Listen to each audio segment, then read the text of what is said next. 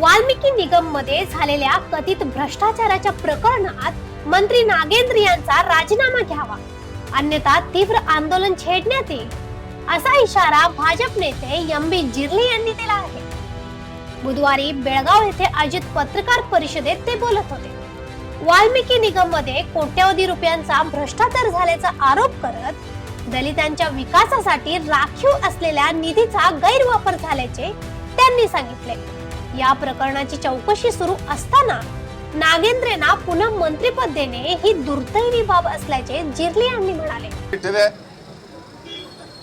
ನಮ್ಮ ಜಿಲ್ಲಾ ಅಧ್ಯಕ್ಷರ ಇಬ್ಬರು ಜಿಲ್ಲಾ ಅಧ್ಯಕ್ಷರ ನೇತೃತ್ವದಲ್ಲಿ ಬಹುತೇಕ ಬಹಳ ದಿವಸಗಳ ನಂತರ ಇಷ್ಟೊಂದು ಉಗ್ರವಾಗಿರುವಂಥ ಹೋರಾಟ, ಅಹೋರಾತ್ರಿ ಹೋರಾಟ ಬಹಳ ವ್ಯವಸ್ಥಿತ ರೀತಿಯಲ್ಲಿ, ಶಾಂತ ರೀತಿಯಲ್ಲಿ ಮಾಡ್ತಾ ಇರುವಂಥ ಎಲ್ಲ ನನ್ನ ಕಾರ್ಯಕರ್ತರಿಗೆ ನಾನು ಅಭಿನಂದನೆಗಳನ್ನು ಈ ಸಂದರ್ಭದಲ್ಲಿ ಸಲ್ಲಿಸಲಿಕ್ಕೆ ಇಚ್ಛಪಡ್ತಾ ಇದ್ದೇನೆ. ಬಹುತೇಕ ಡಿ ಕೆ ಶಿವಕುಮಾರ್ ಅವರು ಎಚ್ಚೆತ್ತುಕೊಳ್ಬೇಕು, ಕಾಂಗ್ರೆಸ್ ಸರ್ಕಾರ ಎಚ್ಚೆತ್ತುಕೊಳ್ಬೇಕು. ಯಾವ ಎಸ್ ಟಿ ಸಮುದಾಯದ ಹಣವನ್ನು 187 ಕೋಟಿ ರೂಪಾಯಿಗಳನ್ನು ಕರಪ್ಷನ್ ಮಾಡಿರುವಂಥ ನಾಗೇಂದ್ರ ಅವರನ್ನು ತುರ್ತಾಗಿ ಕೈ ಬಿಡಬೇಕು. ಇಲ್ಲದೇ ಇದ್ದರೆ ಈ ರೀತಿಯಾಗಿರುವಂಥ ಅಹೋರಾತ್ರಿ ಧರಣಿ ಬಹುತೇಕ ಇದು ಇಡೀ ರಾಜ್ಯದಲ್ಲಿ ಪ್ರಾರಂಭವಾಗಿದೆ. ಅದು ತಾಲೂಕಾ ಲೆವೆಲ್ಗೂ ಹಬ್ಬುತ್ತೆ, ಹಳ್ಳಿಗೂ ಹಬ್ಬುತ್ತೆ ಅನ್ನುವಂಥ ಒಂದು ಎಚ್ಚರಿಕೆಯ ಮಾತನ್ನು ನಾನು ಈ ಸಂದರ್ಭದಲ್ಲಿ ಹೇಳಲಿಕ್ಕೆ ಇಚ್ಛಪಡ್ತಾ ಇದ್ದೇನೆ. ಕರ್ನಾಟಕ ರಾಜ್ಯ ಒಂದು ಮೌಲ್ಯಾಧಾರಿತ ರಾಜಕಾರಣಕ್ಕೆ ಹೆಸರುವಾಸಿಯಾಗಿರುವಂಥದ್ದು. ಅಂಥದ್ರಲ್ಲಿ ಯಾವ ಸಿದ್ದರಾಮಯ್ಯನವರು 2024ರಲ್ಲಿ ಅವರು ಮುಖ್ಯಮಂತ್ರಿಗಳಾಗಿದ್ದಾಗ ಈ ರೀತಿಯಾಗಿ ಒಂದು ಆಪಾದನೆ ಬಂದಾಗ ಅದು ವಾಲ್ಮೀಕಿ ನಿಗಮ, ಇಟ್ ಈಸ್ ಎ ನಿಗಮ run by the government of Karnataka, ಅದು ನಾಗೇಂದ್ರ ಅವರ ಮಿನಿಸ್ಟ್ರಿಯ ಕೆಳಗಡೆ ಬರ್ತಾ ಇತ್ತು. ಎಸ್ ಟಿ ಸಮುದಾಯದ ಹಣವನ್ನು ಆನ್ಲೈನ್ 187 ಕೋಟಿ ರೂಪಾಯಿಗಳನ್ನು ವರ್ಗಾವಣೆ ಮಾಡಿರುವಂಥದ್ದು ಒಂದು ಐತಿಹಾಸಿಕ, ಒಂದು ಕಪ್ಪು ಚುಕ್ಕೆ ಕರ್ನಾಟಕ ರಾಜ್ಯ ಒಂದು ರಾಜಕೀಯ ಇತಿಹಾಸದಲ್ಲಿ. ಈ ಒಂದು ವಿಚಾರವನ್ನು ತೆಗೆದುಕೊಂಡು 2024ರಲ್ಲಿ ನಾವು ಹೋರಾಟ ಮಾಡಿದಾಗ ಮುಖ್ಯಮಂತ್ರಿಗಳಾಗಿದ್ದಂಥ ಸಿದ್ದರಾಮಯ್ಯನವರು it is prima facie appears to be true ಅಂತ ತಿಳ್ಕೊಂಡು ಯಾವುದೇ ಮುಲಾಜಿಲ್ಲದೆ ಅವರ ಒಂದು ರಾಜೀನಾಮೆಯನ್ನು ತೆಗೆದುಕೊಂಡಿದ್ರು. ಅದರ ನಂತರದಲ್ಲಿ ಇನ್ವೆಸ್ಟಿಗೇಷನ್ ಪ್ರಾರಂಭವಾಯಿತು. ಇಡಿ ರೇಡ್ಗಳಾದವು, ಇನ್ವೆಸ್ಟಿಗೇಷನ್ ಚಾಲುವಾಗಿ ಚಾರ್ಜ್ ಶೀಟ್ಗಳನ್ನು ಹಾಕಿದ್ದಾರೆ. ಇವತ್ತು ಕೋರ್ಟು ಮುಂದೆ ಈ ಮ್ಯಾಟರ್ ಪೆಂಡಿಂಗ್ ಇದೆ. And Shri Nagendra is facing not less than 42 criminal cases in all the cases, mostly corruption cases and under the Indian penal code ಎಲ್ಲ ನಮೂನೆಯ ಕ್ರಿಮಿನಲ್ ಚಾರ್ಜಸ್ ಅನ್ನು ಅವರು ಎದುರುಗಡಿಸ್ತಾ ಇದ್ದಾರೆ. ನಾನು ಒಂದು ಮಾತನ್ನು ಕೇಳಲಿಕ್ಕೆ ಇಚ್ಛಪಡ್ತಾ ಇದ್ದೇನೆ. ಕರ್ನಾಟಕ ಸರ್ಕಾರ ನಿಮ್ಮದೇ, ನಿಗಮ ನಿಮ್ಮದೇ, ವಾಲ್ಮೀಕಿ ನಿಗಮ ನಿಮ್ಮದೇ. ಹಣ ಲೂಟಿ ಆಗಿರುವಂಥದ್ದು ಕರ್ನಾಟಕ ರಾಜ್ಯ ಖಜಾನೆಯಿಂದ ಲೂಟಿಯಾಗಿದೆ. ಅವರನ್ನು ಮಂತ್ರಿಗಳನ್ನಾಗಿ ಮಾಡ್ತಾ ಇದ್ದೀರಿ. ಆರೋಪಿಯು ನಿಮ್ಮವರೇ, ಸಾಕ್ಷಿಗಳು ನಿಮ್ಮವರೇ, ಹಣ ಸರ್ಕಾರದ್ದು, ಇನ್ವೆಸ್ಟಿಗೇಷನ್ ಮಾಡುವಂಥವರು ನಿಮ್ಮವರೇ. ಇಂಥದ್ರಲ್ಲಿ ಆರೋಪಿನೂ ನೀವೇ, ಸಾಕ್ಷಿಗಳೂ ನೀವೇ, ತೀರ್ಪು ಕೊಡೋರು ನೀವೇ ಅಂದಾಗ ನ್ಯಾಯ ಹೇಗೆ ಸಿಗುತ್ತೆ ಅನ್ನುವಂಥ ಮಾತನ್ನು ಈ ಸಂದರ್ಭದಲ್ಲಿ ನಾನು ಇಡೀ ಜನತೆ ಇದನ್ನು ಕೇಳ್ತಾ ಇದ್ದಾರೆ. ಆದ್ದರಿಂದ ಈ ವಿಷಯದಲ್ಲಿ ಸುಪ್ರೀಂ ಕೋರ್ಟ್ನವರು ಬಹಳ ಸ್ಪಷ್ಟವಾದ ಒಂದು ಚಿಂತನೆಯನ್ನು ಕೊಟ್ಟಿದ್ದಾರೆ. whenever a person is tainted with criminal corruption, serious charges of any government department, he is not supposed to be inducted, he is not supposed to be taken into cabinet. ಅದನ್ನು ಕೊಟ್ಟುಬಿಟ್ರೆ ನ್ಯಾಯ ಸಿಗೋಲ್ಲ ಅನ್ನುವಂಥ ಮಾತನ್ನು ಹೇಳಿದ್ದಾರೆ. ಆದ್ದರಿಂದ ಮುಖ್ಯಮಂತ್ರಿಗಳು ಎಚ್ಚೆತ್ತುಕೊಳ್ಬೇಕು, ಎಚ್ಚೆತ್ತುಕೊಂಡು ಅವರನ್ನು ರಾಜೀನಾಮೆಯನ್ನು ಪಡಿಬೇಕು. ಇಲ್ಲದೇ ಇದ್ರೆ ಈ ಉಗ್ರ ಹೋರಾಟ ಇನ್ನೂ ನಡೆಯುತ್ತೆ ಅನ್ನುವಂಥ ಮಾತನ್ನು ಈ ಸಂದर्भाದಲ್ಲಿ ನಾನು ಹೇಳಲಿಕ್ಕೆ ಇಚ್ಛಪಡ್ತಾ ಇದ್ದೇನೆ. कर्नाटकच्या तिजोरीवर आर्थिक भार टाकणाऱ्या नागेंद्र यांना मंत्रिमंडळात स्थान देणे योग्य नाही. वाल्मिकी निगम मधील भ्रष्टाचाराची चौकशी सुरू असून सरकारने तातडीने त्यांचा राजीनामा घ्यावा, अशी मागणी त्यांनी केली. भाजप ग्रामीण जिल्हाध्यक्ष सुभाष पाटील म्हणाले, मंत्री नागेंद्र यांना पदावरून हटवले नाही तर जिल्हाधिकारी कार्यालयावर मोर्चा काढून घेराव घालण्यात येईल. ಪರೀಕ್ಷೆ ಮಾಡಬಾರ್ದು. ಯಾಕಂದ್ರೆ ರಾಜೀನಾಮೆ ಕೊಡ್ಬೇಕಂತೇಳಿ ಇವತ್ತು ಎಲ್ಲಾ ಜಿಲ್ಲಾ ಕೇಂದ್ರಗಳ ಹೋರಾಟಗಳು ಧರಣಿಗಳು ನಡೆದವ. ಸದನದಲ್ಲಿ ಕೂಡ ನಮ್ಮ ಶಾಸಕರು ಕೂಡ ಹೋರಾಟವನ್ನ ಮಾಡ್ತಾ ಇದ್ದಾರೆ. ಕಳಂಕಿತ ಸಚಿವರನ್ನು ಇಟ್ಕೊಂಡು ಈ ರಾಜ್ಯದಲ್ಲಿ ಸರ್ಕಾರ ಮಾಡಬಾರ್ದು ಮತ್ತು ತಕ್ಷಣ ಆ ಕಳಂಕಿತ ಸಚಿವರನ್ನ ಸರ್ಕಾರದಿಂದ ವಜಾ ಮಾಡ್ಬೇಕಂತ ನಾವು ಆಗ್ರಹವನ್ನ ಮಾಡ್ತೀವಿ.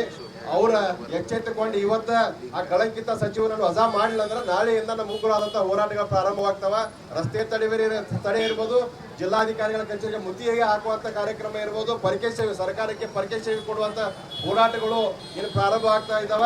ದಯಮಾಡಿ ಈ ನಾಡಿನ ಮುಖ್ಯಮಂತ್ರಿಗಳು ಹೋರಾಟಗಾರರ ಸಹನೆ ಮತ್ತು ತಾಳ್ಮೆಯನ್ನ ಪರೀಕ್ಷೆ ಮಾಡಬಾರದು ಅನ್ನುವಂತ ಮಾತನ್ನ ಈ ಸರ್ಕಾರಕ್ಕೆ, ಈ ಮುಖ್ಯಮಂತ್ರಿಗೆ ಎಚ್ಚರಿಕೆಯನ್ನು ಕೊಡ್ತಾ ಇದ್ದೇವೆ.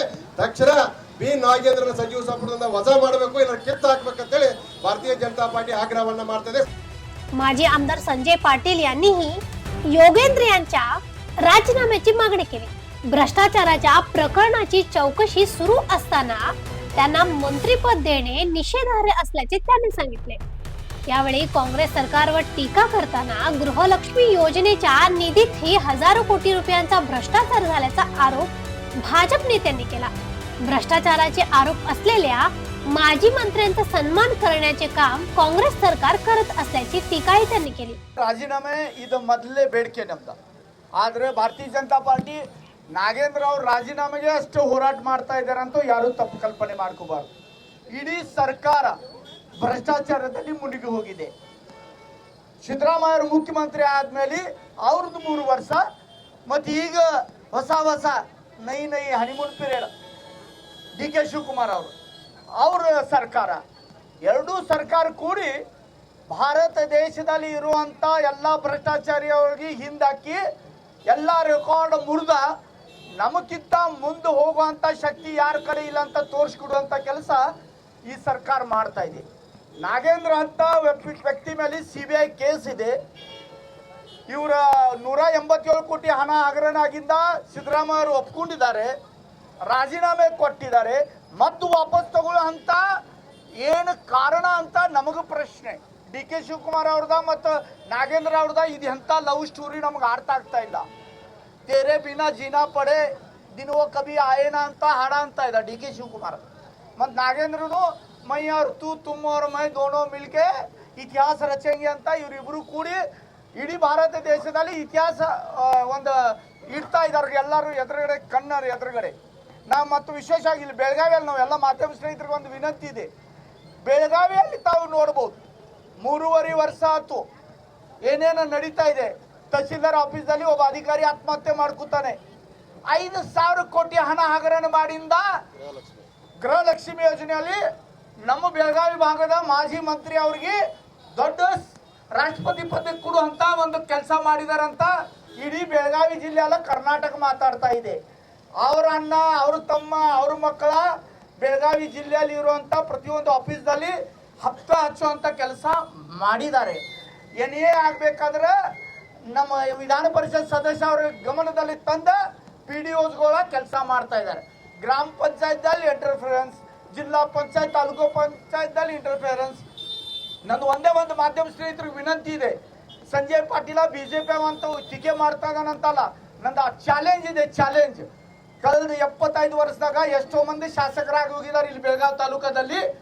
ಅವ್ರಿದ್ದಾಗ ಎಷ್ಟು ಕ್ಲಬ್ಗಳು ಇದ್ದು, ಎಷ್ಟು ಜುಗಾರ ಅಡ್ಡೆ ಇದ್ದು, ಎಷ್ಟು ಶರೆ ಅಂಗಡಿ ಇದ್ದು, ಮತ್ತು ಈಗ ಎಷ್ಟು ಕ್ಲಬ್ ಇದಾವೆ, ಎಷ್ಟು ಶರೆ ಅಂಗಡಿ ಇದಾವೆ, ಎಷ್ಟು ಜುಗಾರ ಅಡ್ಡೆ ಇದಾವು. ಮತ್ತೊಂದು ನಾ 10 ವರ್ಷ ಶಾಸಕ, BI ಪಾಟೀಲ್ 20 ವರ್ಷ ಶಾಸಕ, ಮನೋಹರ್ ಕಿಡೇಕರ್ 5 ವರ್ಷ ಶಾಸಕ, ಅಭಯ್ ಪಾಟೀಲ್ ಅಂತ ಈಗ 4ನೇ ಪೀರಿಯಡ್ ಇಲ್ಲಿ ಶಾಸಕರಾಗಿ ಕೆಲಸ ಮಾಡ್ತಾ ಇದ್ದಾರೆ.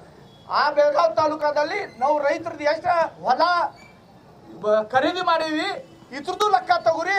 ಮತ್ತು ಈಗ ಎಷ್ಟು ಹೊಲಗಳು ಖರೀದಿ ಆಗ್ತಾ ಇದಾವು, ಎಷ್ಟು ಧಾಬಾಗಳು ನಿರ್ಮಾಣ ಆಗ್ತಾ ಇದಾವೆ. ಮತ್ತು ಧಾಬಾಗಳು ಯಾಕಂದ್ರೆ ನಮ್ಮ ವಿಶೇಷವಾಗಿ ಬೆಳಗಾವಿ ತಾಲೂಕದಲ್ಲಿ ಇರುವಂಥ ನಮ್ಮ ಮರಾಠಿ ಹುಡುಗರಿಗೆ ಅಂತ ಟಾರ್ಗೆಟ್ ಮಾಡ್ತಾ ಇದ್ದಾರೆ. ಶೆರೆ ಕುಡಿಸೋದ, ಧಾಬಾ ಮೇಲೆ ಊಟಕ್ಕೆ ಹಾಕೋದ, ಅವ್ರಿಗೆ ನಶೆದ ಲತ್ತ ಹಚ್ಚಿ ಅವ್ರಿಗೆ ದಾರಿ ತಪ್ಪಿಸುವಂಥ ಕೆಲಸ ಈಗಿನ ಕಾಂಗ್ರೆಸ್ ರಾಜಕಾರಣಿಗಳು ಮಾಡ್ತಾ ಇದ್ದಾರೆ. ಇದು ಕೂಡ ನೀವು ಗಮನ ಸಲ್ಲಿಸಬೇಕಂತ ನನ್ನ ಮಾಧ್ಯಮ ಸ್ನೇಹಿತರಿಗೆ ವಿನಂತಿ ಇದೆ. ಇಂಥ ಸರ್ಕಾರ ತಮಗೆಲ್ಲ ಗೊತ್ತಿದೆ, ಯಾರು ಹೇಳೋದೇನ ಅದು ತಗೊಂಡ್ರೆ ಅದು ವಿಷಯ ಬಿಡ್ತೀರಿ ಮತ್ತು ಅದ್ರ ಮೇಲೆ ಚಾಲು ಆಗ್ತೈತಿ. ಸಂಜಯ್ ಪಾಟೀಲ್ ಬಾಯ್ ಅಂದ್ರೆ ಹರಕ್ ಬಾಯ್ ಅಂತ ಮೊದಲು ನೀವು ಮಾತಾಡ್ತೀರಿ. ನನ್ನ ಗಾಡಿಗೆ ಒಮ್ಮೆ ಬ್ರೇಕ್ ಹೋದ್ರೆ गाड़ी की स्पीड इदागोदिಲ್ಲ. ಅದಕ್ಕೆ ನೀವು ತಿಳ್ಕೊರಿ, समझने वाले को इशारा काफी है और बेलगाम की मीडिया सबसे होशियार है. ಅದಕ್ಕೆ ನಾ ಏನು ಹೇಳೋದು ಅವಶ್ಯಕತೆ ಇಲ್ಲ ಯಾರಂತ. ನನ್ನ ಹೆಸರು ನಾನು ಬಾಯಲ್ಲಿ ಹೆಸರು ಕೇಳುವಂತ ನಿಮ್ಗೆ ಅವಶ್ಯಕತೆ ಇಲ್ಲ. ಬೆಳಗಾವದವ್ರು ಎಲ್ಲ ರಾಜಕಾರಣಿ ಜನರ ಜಾತಕ ಯಾರ ಕಡೆ ಇದ್ರ ಅದು ನನ್ನ ಮಾಧ್ಯಮ ಸ್ನೇಹಿತರ ಕಡೆ ಇದೆ. ರಾಹು ಎಲ್ಲಿದ, ಕೇತು ಎಲ್ಲಿದಾನ, ಯಾರು ಮನ್ಯಾಗ ಏನ್ ನಡೀತಾ ಇದೆ ಎಲ್ಲ ನಿಮಗೆ ಗೊತ್ತಿದೆ. ನಾಗೇಂದ್ರ ರಾಜೀನಾಮೆ ಅಂತ ಇದೇನೇ ಇದೆ. ಆದ್ರೆ ಬೆಳಗಾವ್ ತಾಲೂಕಾದಲ್ಲಿ ಬೆಳಗಾವ್ ಜಿಲ್ಲೆಯಲ್ಲಿ ನಡೀತಂತ ರಾಜಕೀಯ ಕೂಡ ಬೆಳಗಾವ್ಗ ಕಲಂಕ ತರುವಂತ ಕೆಲಸ ಇಲ್ಲಿರುವಂತ ಜನಪ್ರತಿನಿಧಿಗಳು ಮಾಡ್ತಾ ಇದ್ದಾರೆ. ಇದ್ರ ಬಗ್ಗೆನೂ ಕೂಡ ವ್ಯವಸ್ಥೆ ಆಗ್ಬೇಕು. ಅದಕ್ಕೆ ನಾವು ಭಾರತೀಯ ಜನತಾ ಪಾರ್ಟಿ ಎಲ್ಲ ಕಾರ್ಯಕರ್ತರ ಕಳೆದ 3-4 ದಿವಸ ಹೋರಾಟ ಮಾಡ್ತಾ ಇದೀವಿ. ಇದು ಹೋರಾಟ ಮೀಡಿಯಾಗ ತೋರ್ಸಾಕ, ಜನರಿಗೆ ತೋರ್ಸಾಕಲ್ಲ. ಈ ಹೋರಾಟ ಮುಖಾಂತರ ಜನರಿಗೆ ಜಾಗೃತಿ ಮಾಡುವಂತ ಕೆಲಸ. ಕುಕ್ಕರ್ 200-400 ರೂಪಾಯಿದ ನಿಮ್ಗೆ ಡಬ್ಬಿ ಬರ್ಬೋದು, ಮತ್ತೇನೇನೋ ಬರ್ಬೋದು. ಗೃಹಲಕ್ಷ್ಮಿ ಯೋಜನೆ 5,000 ಕೋಟಿ ಮನ್ಯಾಗ ಬಂದ ಮೇಲೆ ಎಷ್ಟು ಕುಕ್ಕರ್ಗಳು ಬರ್ಬೋದ್ರಿ, ಎಷ್ಟು ಡಬ್ಬಿಗಳು ಬರ್ಬೋದು?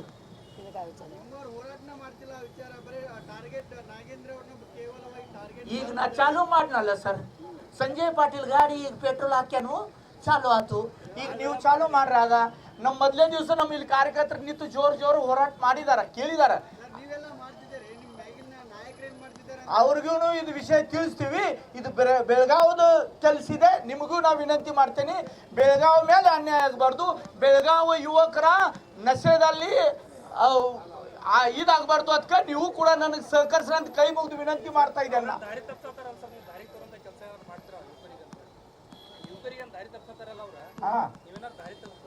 ನಾ ಸ್ಕೂಲ್ ಕಾಲೇಜ್ ನಡೆಸ್ತೇನೆ. ನಾ ಮತ್ತೇನು ನಂದು ಈ ಸರ್ಟಿಫಿಕೇಟ್. ನಾನು ಸರಸ್ವತಿ ಮಂದಿರ ನಡೆಸ್ತೇನೆ. ಮಕ್ಕಳಿಗೆ ಎಜುಕೇಶನ್ ಕೊಟ್ಟ ಅವ್ರಿಗೆ ಒಳ್ಳೆ ವ್ಯಕ್ತಿ ಮಾಡುವಂತ ಕೆಲಸ ಭಾರತೀಯ ಜನತಾ ಪಾರ್ಟಿ ಮಾಡ್ತೇನೆ. ದೇಶದ ಸಂಸ್ಕೃತಿ ಸಂಸ್ಕಾರ ಕೊಡುವಂತ ಕೆಲಸ ಬಿಜೆಪಿಯಲ್ಲಿ.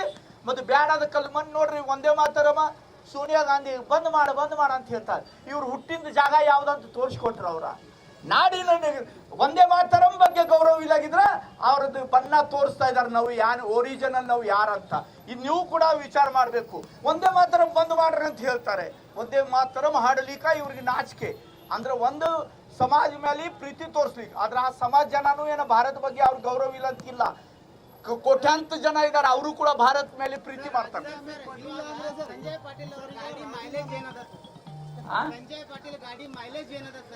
ಸರ್, ನನ್ನ ಗಾಡಿದಾಗ ಪೆಟ್ರೋಲ್ ಹಾಕೋದು ಅವಶ್ಯಕತೆ ಇಲ್ಲ.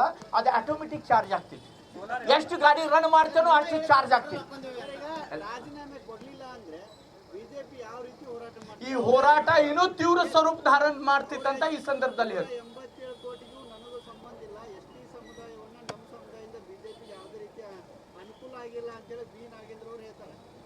ಸುಳ್ಳು ಮಾತಾಡೋದು. ಡಿಗ್ರಿ ಅವ್ರಿಗೆ ಡಿ.ಕೆ. ಶಿವಕುಮಾರ್ ಅವರು ಯೂನಿವರ್ಸಿಟಿಯಲ್ಲಿ ಸಿಕ್ಕಿದೆ. ನಮ್ಮ ಹೊಸ ಕುಲಗುರು ಬಂದ ಡಿ.ಕೆ. ಶಿವಕುಮಾರ್, ಭ್ರಷ್ಟಾಚಾರ ಯೂನಿವರ್ಸಿಟಿದ ಕುಲಗುರುಗಳು ಅವರ. ಇಡೀ ಭಾರತ ದೇಶ ಅವ್ರಿಗೆ ಹೇಳ್ತಾರೆ ಭ್ರಷ್ಟಾಚಾರದ ಕುಲಗುರು ಅಂತ. ಆ ಕುಲಗುರು ಕರೆದ ಅವ್ರಿಗೆ ಸರ್ಟಿಫಿಕೇಟ್ ಸಿಕ್ಕೈತೆ, ನೀ ಏನು ಭ್ರಷ್ಟಾಚಾರ ಮಾಡಿಲ್ಲ ಅಂತ. ಅವ್ನು CBI ಹುಚ್ಚ, ಕೋರ್ಟ್ ಹುಚ್ಚ, ನಮ್ಮ ಡಿ.ಕೆ. ಕಾಕ ಒಬ್ಬ ಶಾನ್ಯ. ಅವ್ನು ಹೇಳಿಂದ ಕರೆ ಸುಳ್ಳು ಮಾತಾಡಿಲ್ಲ ಅಂತ. ಸುಳ್ಳು ಮಾತಾಡೋದೊಂದು ನೀತಿ ಮಿತಿ ಇರ್ತೈತ್ರಿ ಸರ್. ಮತ್ತು ನಾವು ನಾಗೇಂದ್ರ ಬಗ್ಗೆನೂ ಯಾಕೆ ಮಾತಾಡ್ತಾ ಇದ್ದೀವಿ, ಬೇರೆ ಮಂತ್ರಿಗಳ ಬಗ್ಗೆ ಯಾಕೆ ನಾವು ಇದು ಮಾಡ್ತಾ ಇಲ್ಲ? ನಾವು ನಾಗೇಂದ್ರ ಬಗ್ಗೆನೂ ಯಾಕೆ? ಅವೇನು ನಮ್ದು ವೈಯಕ್ತಿಕ ಏನು ಕೆಟ್ಟ ಮಾಡ್ಯಾರ. ಆದ್ರೆ ಏನು ಕೆಟ್ಟ ಕೆಲಸ ಮಾಡಿದಾರು, ತಪ್ಪು ಮಾಡಿದಾರು, ಅದ್ರದ್ದು ಎಲ್ಲರಿಗೂ ಎದುರುಗಡೆ ನಾವು ಕಣ್ಣೆ ನೋಡ್ತಾ इधीवी. ಅದಕ್ಕೆ ಅವ್ರಿಗೆ ಶಿಕ್ಷೆ ಆಗ್ಬೇಕಂತ ನಮ್ಮ ಬೇಡಿಕೆ. पत्रकार परिषदेला भाजप शहर घटकाचे अध्यक्ष गीता सुतार, माजी आमदार अरविंद पाटील, भाजप नेत्या डॉक्टर सोनाली सरनोबत यांच्यासह अन्य पदाधिकारी उपस्थित होते. अशा आणखीन अपडेटसाठी फॉलो करा व्हॉइस ऑफ इनोग्रामला.